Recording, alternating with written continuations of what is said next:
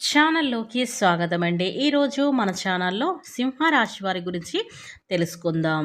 ఈ సింహరాశి వారికి మే 11, 12వ తేదీల్లో అయితే వీరికి అదృష్టం అనేది పట్టబోతుంది. ఇక నక్కతోక తొక్కినట్లే అని మనం పూర్తిగా చెప్పుకోవచ్చు. కనుక ఇలా వీరికి ఎలాంటి అదృష్టం పట్టబోతుందో పూర్తిగా తెలుసుకుందాం.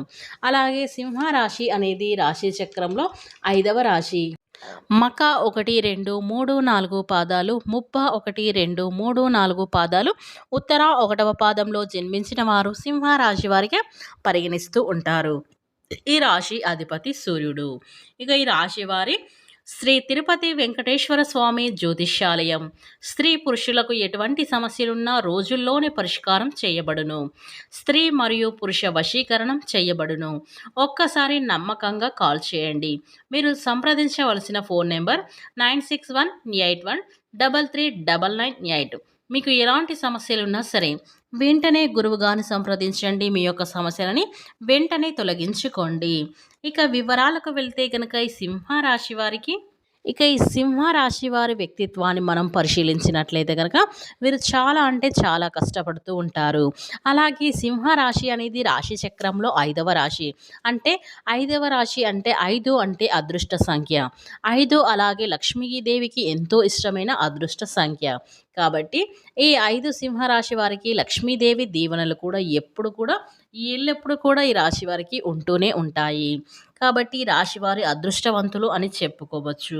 ఇక ఈ రాశి వారికి మే 11, 12వ తేదీల్లో అయితే వీరికి ఏం జరగబోతుంది, వీళ్ళకి ఎలాంటి కష్టాలు తీరబోతున్నాయి, వీరికి అదృష్టం ఎలా పట్టబోతుందో పూర్తిగా తెలుసుకుందాం. తెలుసుకునే ముందు ఫ్రెండ్స్, నా చిన్న రిక్వెస్ట్ అండి, వీడియో పూర్తిగా చూడండి, నచ్చితే లైక్ చేయండి. అలాగే మన ఛానల్ని కొత్తగా చూసినట్లయితే సబ్స్క్రైబ్ చేసుకోవడం మర్చిపోకండి. ఇక ఈ సింహరాశి వారు మీరు పనిచేసే వృత్తి ఉద్యోగంలో మీ పనితీరుతో అధికారులైతే సంతృప్తి చెందుతారు. ఇక వ్యాపారాలు ప్రోత్సాహకరంగా అంజశాయనంగా సాగిపోతూ ఉంటాయి. ఇక ఈ రాశి వారికి ధనం అనేది ఆకస్మిక ధన లాభాన్ని పొందే అవకాశం అయితే ఉంటుంది. ఇక ఈ రాశి వారికి ఆదాయానికి ఎలాంటి లోటు ఉండకపోవచ్చు. ఇక రావాల్సిన డబ్బు కూడా సకాలంలో అయితే చేతికి అందుతుంది. ఇక ఎవరితో ఆర్థిక లావాదేవీలు పెట్టుకోవడం మంచిదైతే కాదు.